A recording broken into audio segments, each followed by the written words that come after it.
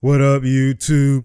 It's your boy Banks, and we back in the building, you feel me? It's True Talks, cause True Talks, alright? Let's get straight right into it.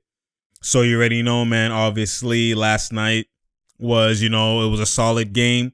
It was a back-to-back game, the second night of the back-to-back. The 76ers did not have Joel Embiid. He's out for health and safety protocols.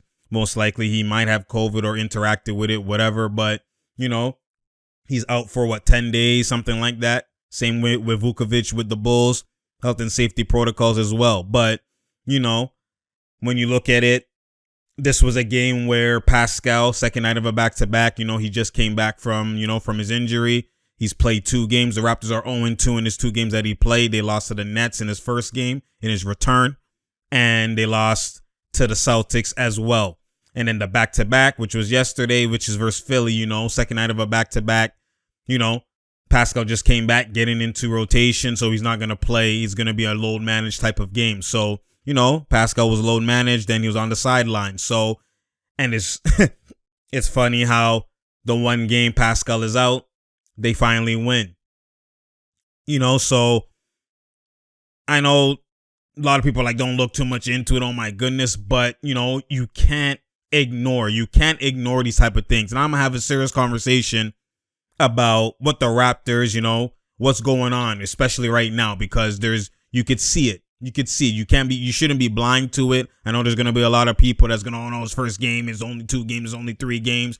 Yes, it's a hella small sample size, but for me, it's not just about the sample size. It's about the play style, and it's about what I see on the floor as a unit, right? You could see Raptors went on a 5-game winning streak. No Pascal. Pascal comes back, 2 games lost, right? They lose 2 games, and then Pascal leaves again, and they win the next game. So that's in hindsight, but you have to pay attention to what's transpiring in these games. How are man's moving? How are man's looking? How's the production balance happening? Is the rhythm being affected? There's so many different things that you could assess in a small sample size, where you could now take that small sample size and kind of, project it to a larger sample size, because will it change, right? Will it change? Someone who has more skill, you could see, okay, they're just finding their rhythm.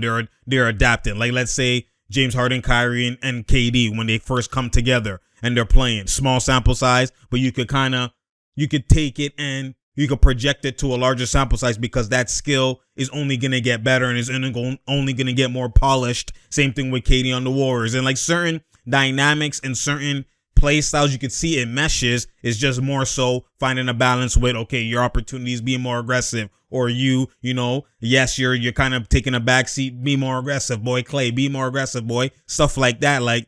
That's where they're only going to get better and more familiar and figuring out each other's spots better. But when play styles clash and it's a redundant type of play style, and you're stepping on my toes, if I do this, I have to sacrifice and do something I don't, which is my weakness. That's something that won't get better in terms of the long term. I could kind of see a small sample size, and I could kind of project it to being the same in a larger sample size. That's what I'm basically doing right now. So let's go into the context, because I gave you that context. Let's go straight right into it, boy.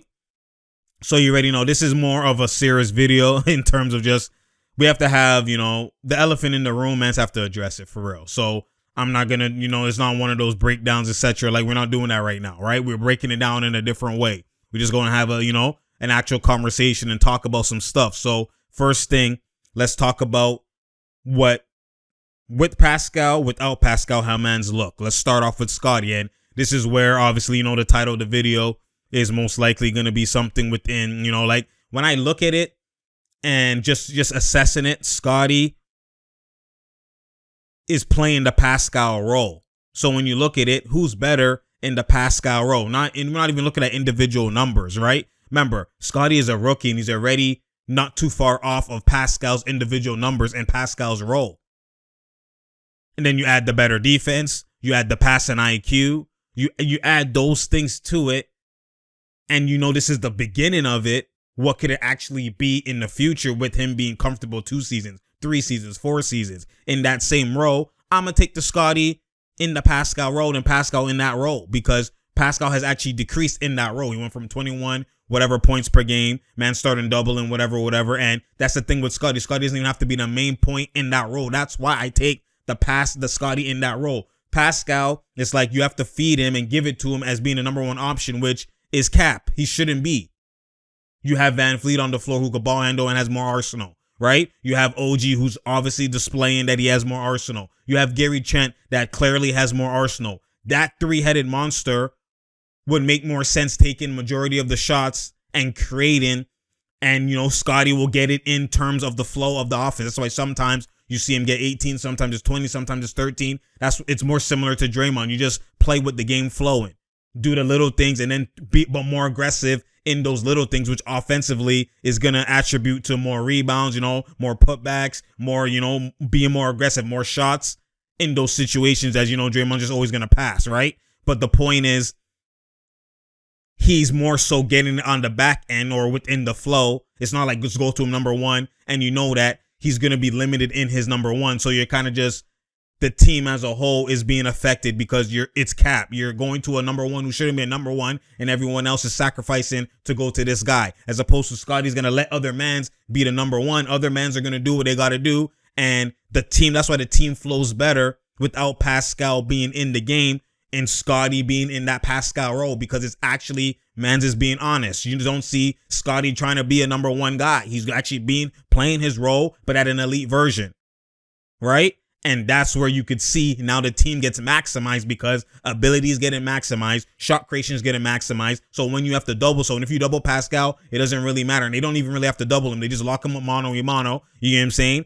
And that's going to create terrible offense for the team, as opposed to Van Fleet has control. He's pulling in the gaps. He's doing whatever. Now when you double him, Precious gets a bucket. Scotty gets a bucket. Pass up, Trent gets a bucket. Speed gets a bucket. Like everyone as a unit in the flow of the game gets more buckets, and the shots are more open, and it's just better flow, which is why it's harder to guard them, because they can actually play in the half court and they can play in transition, and they still have great defense. So that's what you saw yesterday versus Philly, right? That's why they were able to, even when they were down by 10 or down by 8, they were able to still turn around and come back, right? So that you got to understand, like, the team is about the team and individual. If everyone individually is playing better without Pascal in that Pascal role, which means, dominate the paint, whatever, shoot a three once in a blue moon, transition killer, you know what I mean by the Pascal role. Scotty is playing better in that because it's kind of like addition by subtraction, but addition in other categories that Pascal subtracts. And it's not a knock on Pascal. It's just, this is how things happen in the NBA sometimes. Sometimes when you get injured, it's perfect examples like David Lee, right? David Lee individually at that point in his career was better one-on-one individual getting buckets than Draymond Green, right? When, Draymond Green with the Warriors, when Mark Jackson was there. But then David Lee got injured. Draymond, finally got his time to shine and played, and the team took off like this, right? The team took off with David Lee's absence. If you remember, go back and recall, to the point that when David Lee came back, they didn't do what Nurse did and put Pascal back in, go to work, boy. They made him come off the bench now, and Draymond Green, forever took that starting power forward role, and the floodgates happened, and it opened up to the point where now, they're going to going to the playoffs, losing to CP3, whatever the case is, and then the next year they get Steve Kerr, and you already know what happens. Steve Kerr better utilizes Draymond even in a reckless, even more role, making him the playmaker, etc. So, that's where the trajectory happened. And the thing that you have to focus on is sometimes the guy that's better individually for the team is not better. In terms of the team's output, everyone else, how they eat, everybody else as a team, like just being better in terms of just the team's results. And you're seeing that. This is a small sample size. Don't get it twisted. But we've seen the last end of the year, Pascal being the number one option. We've seen, obviously, number one option, with Lowry, that's different. Lowry kind of dictated and kind of, he was poised in how to, okay, we're going to use Pascal this time. We go, no, we're not going to go to him. I'm going to, me and Van Fleet, let's go. He had better management of the game, right? Than Van Fleet. Obviously, that's why Lowry is, you can see him doing it with the Heat as well, even versus the Clippers yesterday, right? Better management of the game, knowing when to do what, how to do what, etc. Right? Van Fleet is better, probably individual now when he's pulling the gaps and the maximized potential. But in terms of just a PG floor general, in terms of max managing the game, knowing what to do, intangibles, obviously we already know that Lowry is that. But the point is, Lowry was able to manage Pascal in certain ways that year after Kawhi left. That's why they had a great record and they went to the second round and obviously lost in the game 7. Lowry was a big, huge part of that. Ibaka as well and Gasol, right?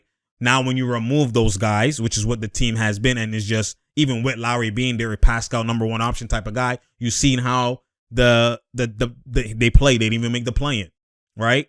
Then now you come to the year after that with no Pascal, you're seeing they're having great record without the Pascal, but Scottie's inserted in the Pascal role. So even though they didn't have a Pascal, they basically had a Pascal with Scottie now coming in as a rookie. That's why people thought Raptors are going to be bad without Pascal originally, because, that's what you would think. But no. And that's what you're looking at, and that's what I kind of see transpiring right now. Now, it's still, like I said, an early sample size, but you could see even Scottie himself individually, you could see when he's playing with Pascal, right? You could see that he's kind of hesitant in certain situations. You could see that, the flow of the game. Obviously, you could look at the output of his, the first game only had what? He had 7 shots, 4 for 7. The next game with Pascal, he was 7 for 11. A great game, 21 points. The next game without Pascal, 6 for 13. You can see the production increases automatically. But it's not just looking at the stats and looking at the amount of field goals. Look at the bucket. Like, people, you have to analyze what's happening. So Pascal's minutes, they stagger Pascal and Scottie's minutes, right? You can see that's what Nurse has been doing. So a lot of Scottie's aggression and Scottie putting in work is when Pascal's not even in the game. If you actually look at it. And I'm not talking about, like, when Pascal's in the game, he puts in work in terms of, he facilitates and then he gets offensive rebounds or maybe an alley-oop here and there or whatever. Like, that could happen regardless. That's not going to be affected that much, even with the play style clash. But I'm talking about his ISO situations, his one-on-one situations, his, okay, clear out, it's me, let me do something. Those situations which with happening in the flow of the game steadily decrease when Pascal's in the game. And you notice he gets it more when Pascal's not in the game. And even in this game, he got it. You see him doing step back middies, face up middies. Like, he's not really able to really do that as much with Pascal in the game as a clash play style, right? Pascal's roaming or Pascal in the corner, they're just going to sag OD off. And you're kind of, it's more limited. So Scottie individually plays better when Pascal's not on the floor, right? If you're paying attention. Don't just look at the games they play together. In those same games, there's a lot of minutes they play where they're not on the floor with each other, a lot of them. Right? It's actually majority of it they play without each other, and then they kind of get only the beginning of the game and the end of the game they play together. But for majority of the time, they're not playing with each other if you pay attention, right? So, Pascal individually is increasing, right? Let's look at OG. OG, perfect example. Like, you look at him in the first game with the Nets, he was 7 for 16, 16 points. Second game with Pascal with the Celtics, 6 for 14, 14 points, right? You know what I mean? And then without Pascal, 7 for 15, 20 points, right? And now, yes, obviously, if you just look at the stats, it's like, oh, he had more points without Pascal. I'm not even focused on that because the stats doesn't show you the play style, the way he's getting his points without Pascal. The paint is more free, right? He's getting more opportunities, obviously, because, when Pascal's there, he's your number 1 option. You're going to go to him more. You're going to, give him more situations of ISO. But Pascal, even though he's putting up only 7 shots in certain games, he has the ball a lot and he's just wasting opportunities, kicking it out. And then Mans have to take shots in bad, shot clock situations, affecting OG's percentages. Not only that, look at the end of the game with no Pascal and you give it to him, right? Versus the Sixers, those 2 passes he made, one to Trent where he splashed a 3 in the corner, which was a big shot, right? There's a better shot more than the pass, but the fact is, he still created that somewhat, right? Not really OD, but somewhat. It started off the play initiated with OG to ISO, and he got, a result out of it through Trent off the, the reverse, the relocate, basically, right? The drift to the corner. And then you look at the next play, he comes to the paint, they double, and he kicks out to Van Vliet wide open, and he splashes. But the fact that they're doubling OG and they're worried about OG is because there's no Pascal in the game, and he's able to eat throughout the whole game and have opportunities. And now when he gets it and they actually isolate him, right, for the end of the game situations, he's able to make the right reads and able to be comfortable even attacking the paint and stuff like that, not forcing, just playing whatever the defense is giving him because there's no play style clash with Pascal. And not only that, he has rhythm due to throughout the whole game, he's able to play like how he's been playing when Pascal was out to start, right? You see that automatically translate into when Pascal's not in. There's a different OG, a better OG when Pascal's not in. So that's two players now individually, and we're not even talking about the team. We'll get that at the end. But two players now individually that play better without the Pascal production, right? Or the Pascal playstyle clash, right? You look at that and you can clearly see it as night as day, right? And it's not a knock against Pascal. This just sometimes happens, for the betterment of this type of team.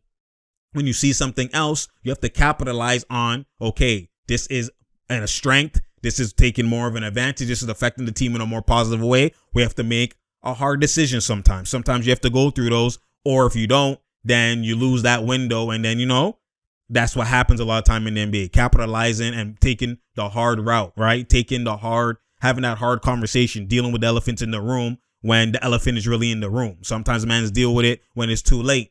And then the team has to rebuild, stuff. It happens all the time, right? So when you look at it from that perspective, like that's two men that individually play better. You look at Van Vliet, he's more comfortable. He has more situations. His best games have been when Pascal's not there, right? If you look at it just this season alone, right? You look at his production individually too. Pascal comes back. What does Van Vliet do? He goes 6 for 14, right?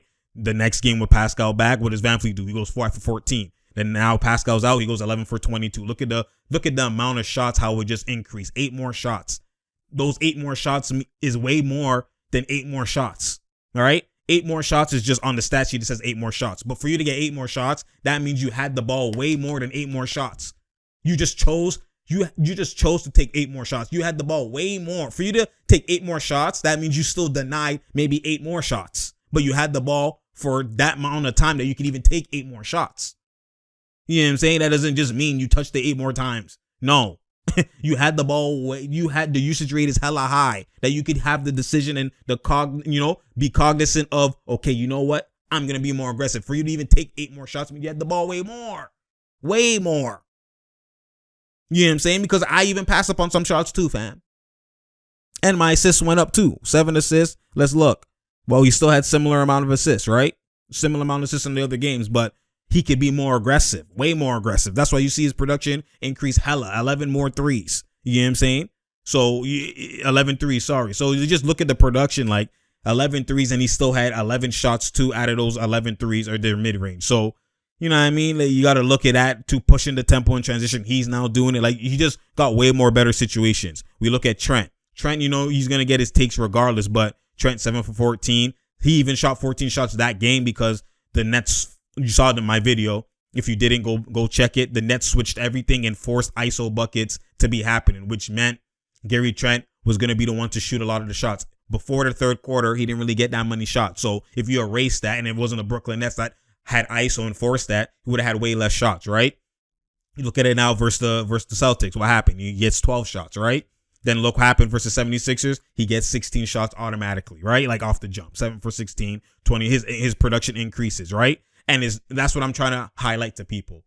If Scotty and Pascal are basically playing the same role, it's not necessarily that, once that guy leaves, obviously other mans are going to get production. That makes sense, obviously. That happens all the time. If KD's to leave, other mans are going to get more shots. And I can't even use KD as an example because mans get their shots even with him. He's so efficient and doesn't dominate the ball that much, so it doesn't really affect mans. But if you take Harden out, you take Kyrie out, you take other guys out of the lineup, LeBron, Westbrook, whoever, AD, other role players, the shots have to get distributed. People have to take shots. So role players, everyone's shots are going to increase naturally.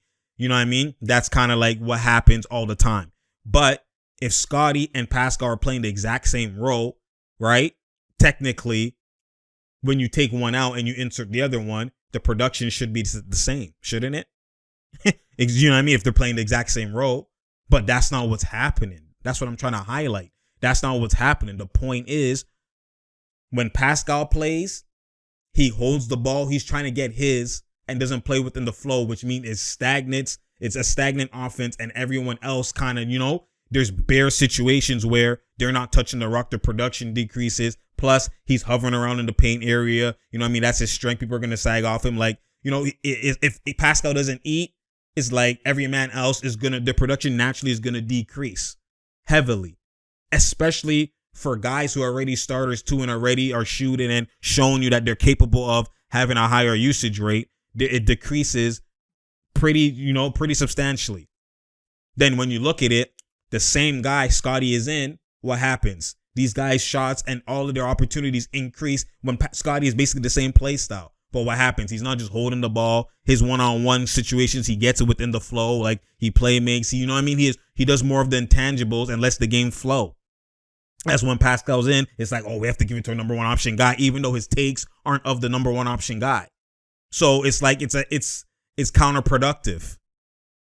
So when you look at it from that standpoint, it's not the same normal cliche statement of, oh, you take that guy out, obviously everyone's production is going to increase. That's not the case, because the same guy is basically getting inserted in Scotty, but he plays differently. And that's what I'm trying to highlight. Like, for the team's success and for everyone else, if majority of people individually increase, it's going to naturally turn into the team as a whole increasing in terms of wins and, how their offense flows and all that type of stuff. Even perfect example, just look at the offense amount of points they scored, right?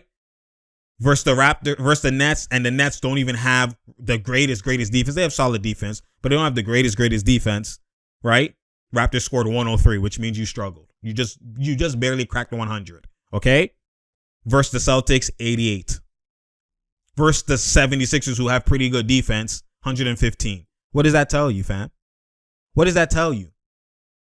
You know what I'm saying? And that's where we have to understand, like, this is a 3-game sample size, obviously. I'm not even going to go to the way the Raptors were scoring before Pascal come. Forget that, right? We're just talking about the last 3 games. Let's just analyze the last 3 games. You could clearly see, if you're using a trained eye, you could see there's a big difference. Maybe not a huge difference, but I think it's a big difference, because I'm looking at multiple people individually increase. Even look at Precious. You know what I mean? Obviously, because, his production actually, has been relatively the same. Boucher's production, you've seen it increase. And let's even look at it too even further, right? I'm seeing, and that's why I'm like, it's more so, I guess, an IQ thing. And Scotty's IQ, to me, when I see it, is higher than Pascal's. I think I'm not going to say light years, but I just see it higher than Pascal's. And it might come off across as, you're roasting Pascal. Oh my God. It's not even that. It's just, I'm just analyzing the footage. I'm just being real. I just be real. You know what I'm saying? So I'm just looking at it. I'm looking at a lineup of Pascal, Precious, and Scotty look atrocious versus the Nets, right? If you see my video, go check it out. I showed you how Fugazi looked. And then you look at a lineup of that same lineup, didn't really get burned, obviously, versus the Celtics that much. And if it did, it probably looked atrocious. And then I'm seeing a lineup versus Sixers of Banton, who doesn't really shoot. He's basically like a Ben Simmons type of player, right? Banton doesn't really shoot. A long athletic, PG that's going to run into the paint, dime, and, he's going to play. That's how he's going to play. He's going to roam around. Like, he's not a shooter. Don't even really shoot threes. Like, I'm once in a blue moon. So you look at Banton, right? I see a lineup of Banton. I see a lineup of Boucher, right? A lineup of Precious and Scotty, all 4 in at the same time. And that was actually when they had their run in the third quarter where they turned the whole game around. How would that be possible with guys who, out of those 4 guys, all 4 of them don't really shoot. They don't really shoot, except Boucher. He's the one spacing the floor. But if you look at that lineup and you hear it, you're like, oh my, what kind of lineup is that, Nurse? People who were roasting Nurse for a lineup of Scotty, Precious, and Pascal.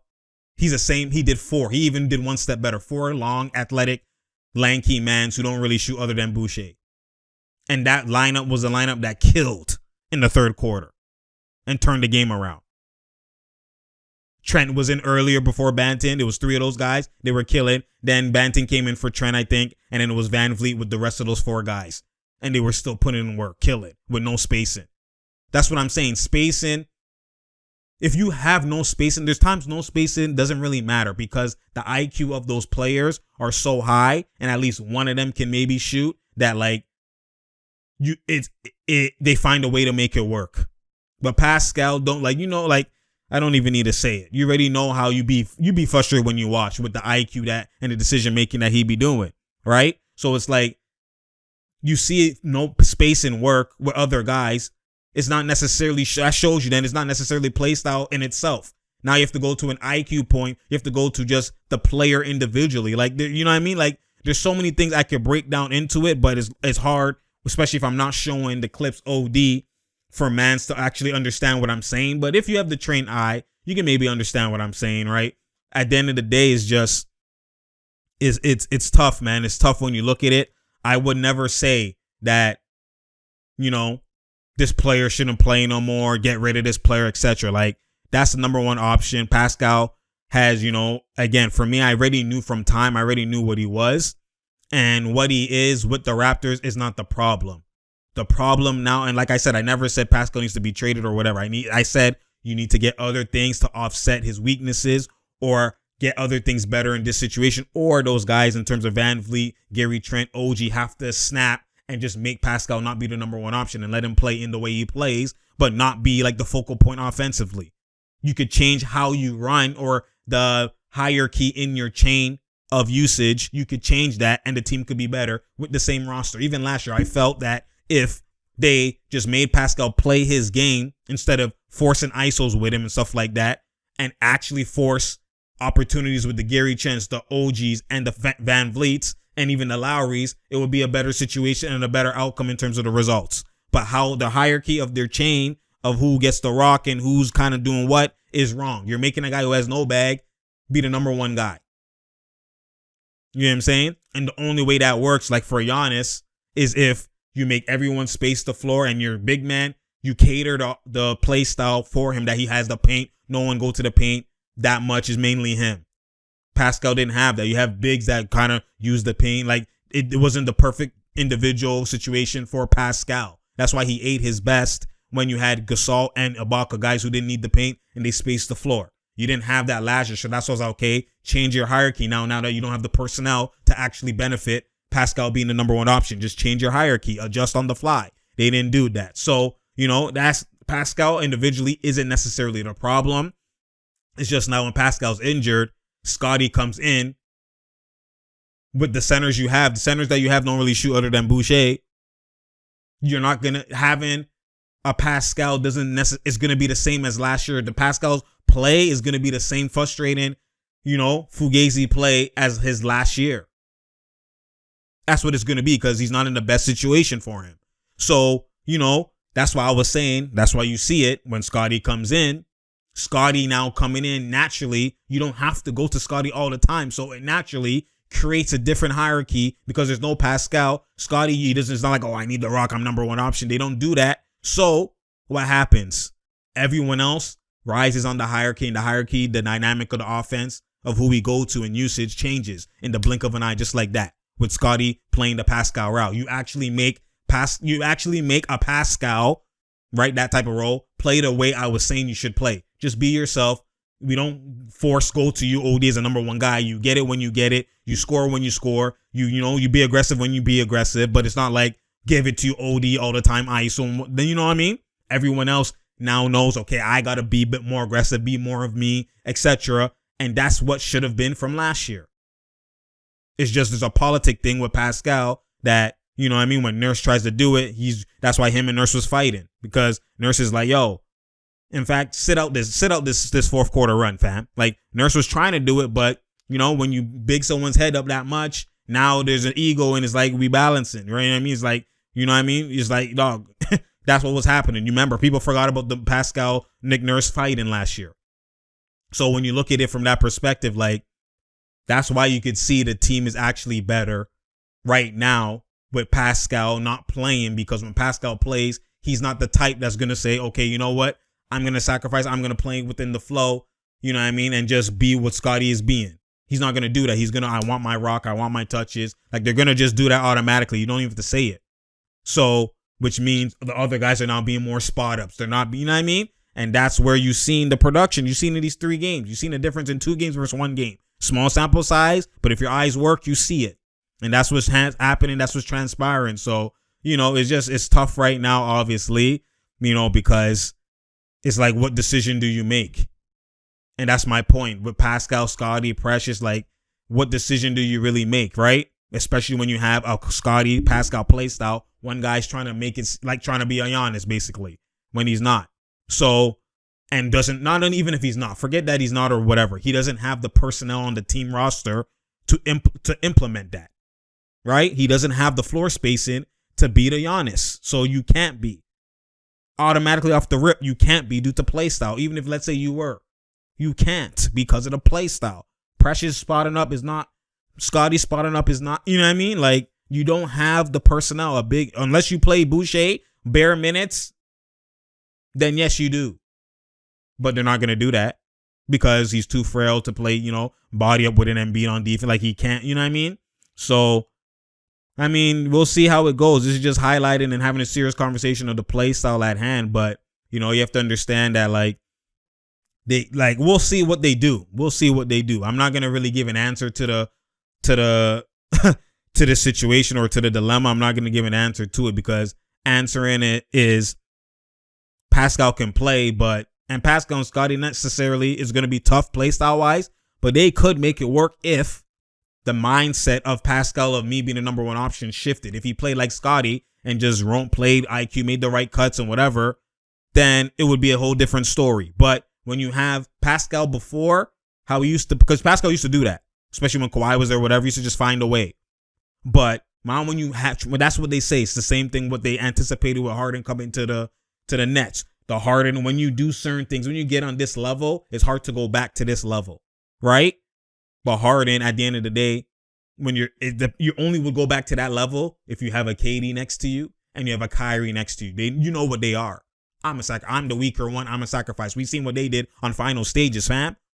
I'm a listen. I'm a sacrifice. I'm a play make. I'm gonna do less of what, you know what I mean? I knew that coming in because as a hooper, you kind of know who is who. Off that three, I already know Harden is on the bottom. People have Kyrie on the bottom. KD, Harden, Kyrie. That was cap from jump. That was always cap. If you really pay attention, really know, especially skill set wise, all of that, knowing what Mans have done in the bigger stage, knowing whose palms has been sweaty, etc. Just the unlimited arsenal ability. The guy with limited arsenal is going to have to automatically be more of a playmaker and sacrifice, not the guy with arsenal. Because even if I'm sacrificing spotting up, I'm going to get it more anyways because I have skill. I can do whatever. Me sacrificing isn't really a sacrifice. I'm just diving into another skill set. I have it all. So I already, you know what I mean? So that's even a different point. But the point is, you know what I mean? You have to understand that at some point, you know what I mean? You have to be like, okay, I could see where this player is only going to dive into, okay, I'm a sacrifice only if this other caliber that's higher than me requires that. If the other people around me, I feel like I'm above them and I'm like, are you, for a rookie, I'm doing like for Trent, no, I'm the number one. I'm that guy. He's not going to do it. Why would he do it?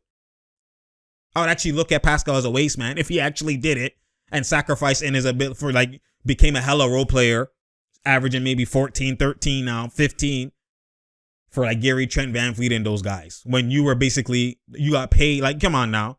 So that's why I'm I already know he's not going to. So that's why I'm making this statement that in this Pascal role, Scotty probably has replaced him low key in terms of what the team's results are going to be, in terms of maximizing the Raptors, the Toronto Raptors, meaning the team as a whole, more wins, right? As a whole, the Scotty playing in Pascal's play style is more beneficial at this point. If they had a different team, let's say they had Brook Lopez on their team, a big that's going to spot up and shoot the three and can space the floor, Pascal will probably be more beneficial in that role because he's going to eat in the paint. You know what I mean? OD. But that's not the case. With this team, with this personnel, with all these bigs that can't shoot other than Boucher, Ken Burge not shooting, right? Boucher only shoots, but his his individual big man defense is not, his chest is frail. So we even take Boucher off the board because you can't start him and make him you're not going to do that because there's too many things at play.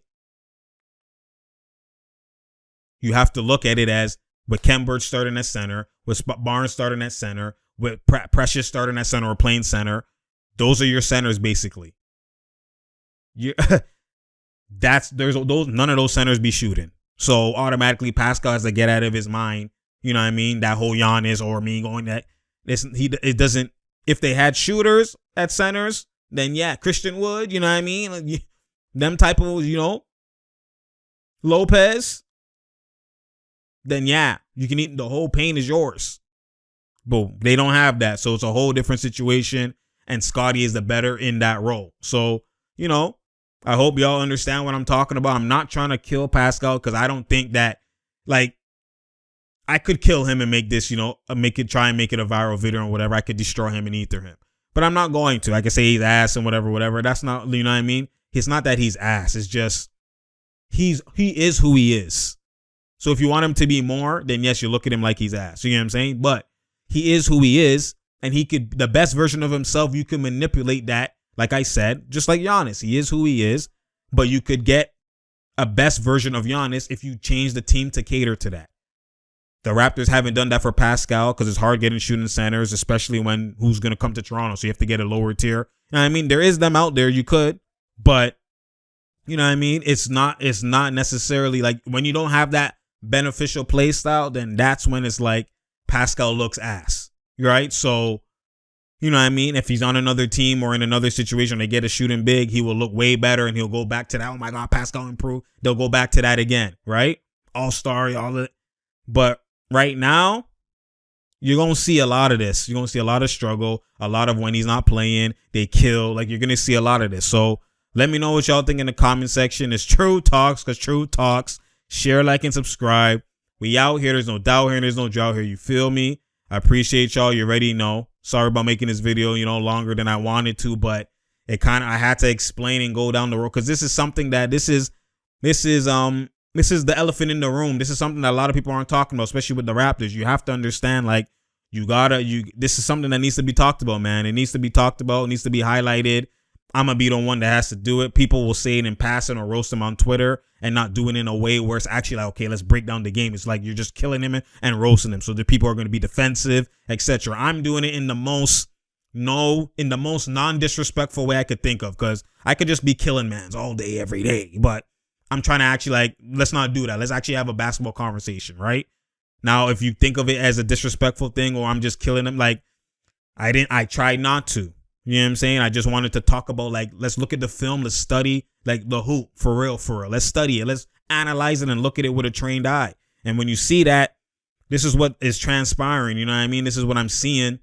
And, them ones will see it too this way. But, you know what I mean? I kind of foreseen this going in. So we'll see how they move. Nick Nurse, Masai, all of them, they're going to have a tough decision to make. Like, if this keeps going like this. If it doesn't, you escaped it and, nothing happened. But if it keeps going like this and then the games he doesn't play, they destroy and they win, and it keeps going this trajectory, and let's say they win 1 out of 10, 2 out of 15, like, that's what you're doing with Pascal on the court, you can't escape it no more. You're going to have to really address it. We'll see. Like, I'm early on it because I'm always early on everything to show, man, that this is IQ. That's what I do. You know what I'm saying? That's why I be extra early. Because mans could react to results, and when it actually transpires and to be I told you so, being early that's when you really have vision, when you really know the game, when you're hella early, you call it from time.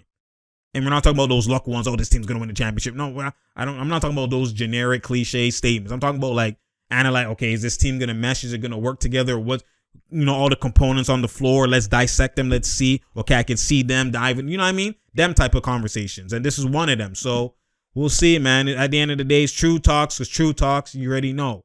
Share, like, and subscribe. We out here. There's no doubt here. There's no drought here. You feel me? Click that notification button so you know when I'm here, because I'm here, man. I appreciate y'all. Again, as well, click the link below to help help donate to your boy. You know what I mean? The Patreon link, if you want to set it and forget it. You donate monthly. If you want to just donate one time, the PayPal link is below as well. Help your boy out. Support your boy. You already know. I appreciate y'all, man.